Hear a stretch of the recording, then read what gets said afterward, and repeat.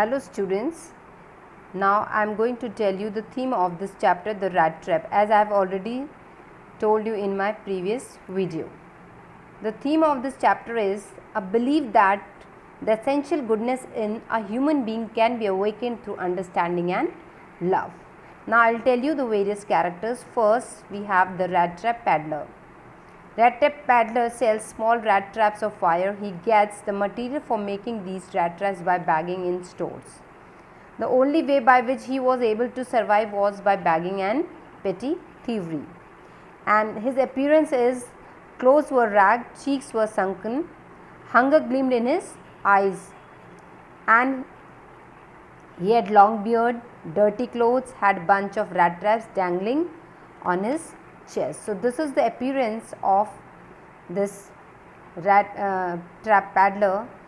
He was a vagabond and led a sad and monotonous life because he had to sell the rat traps continuously. Now, his pessimistic attitude. He believed that the whole world was a big rat trap. It only existed to set baits for people. Bait means food. The riches and joys, food and shelter, heat and clothing that is offered was nothing but a bait. His cheese and pork, as soon as anyone was tempted and touched that bait, it would trap him and everything would come up to an end. It drags a poor fellow into trouble, it captures him in a dangerous snare. The peddler moved from one place to another just to find warmth and shelter. Now he stays in an old man's house. Now I'll tell you about the old man. Old man was without a wife or child, was happy to get someone to talk to in his loneliness, and therefore he welcomed the peddler to stay at his place. He gave him supper, porridge and tobacco roll. He played cards with the peddler till midnight. The old man had been a crofter at the Ramjeso Iron Works. Now that he couldn't do any labor, he was supported by his cow. The cow provided milk for the creamery every day. Last month he had received 30 kroners in payment, which he kept in a leather pouch that he hung on a nail near the window. The next morning, when the old man got up, crofter left in a hurry to milk the cow. At that time the peddler steals the 30 kroners from the pouch and goes away. So as not to get caught, he avoids the highway and goes into the woods. And what happens in the woods? He is unable to find his way out. He feels guilty. He thinks he is being punished for stealing those 30 kroners. He finds the Ramsjo iron work. The furnace there was waiting for pig iron. The master smith and the helper were working there in order to find some warmth and shelter. The peddler enters the force. The iron master mistakes him for Nils Olaf as Captain von Stelhall, his own acquaintance from the regiment. He thinks that peddler is his old friend. The iron master invites him home to spend the Christmas with his daughter. The peddler refuses the invite because they might realize their mistake that he was not Nils Olaf. So he refuses. He has guilt that they might recognize him as a thief. He thought of the 30 kroner. Since the refusal was persistent, the iron master leaves. Instead, he sends his daughter to persuade him. When he refuses, then the old man leaves that place, and then he tells his daughter to go and pursue that peddler. Next character we have Edla Wilmason. She has better powers of persuasion and she entertained with a wallet, carries a big fur coat. For this peddler she is kind and thoughtful. She was very pretty at all, but was modest and shy, compassionate. The peddler was sleeping with open eyes. He was shocked as he jumped abruptly. He looked quite frightened. This implies that the rat trap paddler was always conscious and on guard. He lived a life of insecurity and the fear of getting caught. Therefore, later, when he stays at the ironmaster's place, he sleeps the whole day and wakes up only for meals. He had not slept that peacefully in comfort and security for many years.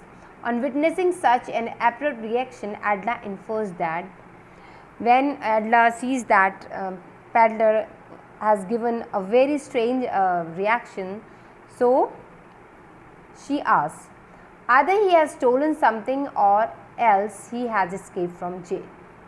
This shows the insight that Adela has. She is rational, practical and intelligent. She has a certain perspectiveness that enable her to understand human sentiments, actions and reactions. Thus, sensing the paddler's discomfort on the invitation, she adds that he can leave just as freely like where he came in. Her friendly, comforting and understanding nature builds in confidence and trust by the paddler upon her. The paddler has evil forebodings. He feels he will get caught in the rat trap again. He washes up and wears clean clothes lent by the ironmaster. The ironmaster now could not mistake him with his old acquaintance. He realizes he had made an error of identification.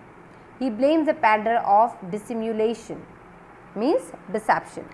In retaliation, the paddler justifies that he had refused the invitation but was insisted upon to come. He was just a poor trader who wanted to spend the December night in the fort. He says that the whole world is a rat trap. Before, the ironmaster had promised to give him food and shelter, but now he will just hand him over to the sheriff. Since it's Christmas Eve, Mr. Ironmaster decides not to call the sheriff but asks him to leave. Adela shuts the door and asks the paddler to stay and spend Christmas at their place. Now the reason. She was happy and felt home-like and Christmassy as she had got an opportunity to make things for the poor hungry rat. She could not get away with that idea. She argues that he walks and walks for the whole year. There is not a single place in the whole country where he is welcome and can feel at home. Wherever he turns, he is chased away. He is afraid of being arrested and cross-examined. She says she would like him to enjoy a day of peace with them, just at least this one day in the whole year. It all had been a mistake, misunderstanding. One ought not chase away a human being to whom one asks to come over and promise the Christmas cheer.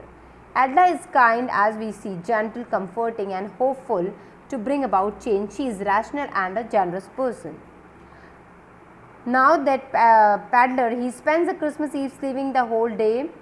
He had found comfort. He never had a resting place before. He never had the peace of mind because he was constantly in fear of being caught. Adela tells him that her father wants him to keep that suit for himself as a Christmas present. She assures him that at their home he will find peace and no evil will befall him. On the Christmas day, what happens? Adela and her father leave early morning for the Christmas services. At the church, she heard an old man had been robbed. She feels sad and dejected and then hurried return home. The valet informs that the stranger had left. He had not taken anything at all. In fact, he had left behind a little package for Miss Williamson. The package contained a letter and a Christmas present. It was a rat trap and 3 wrinkled 10-kroner notes inside it.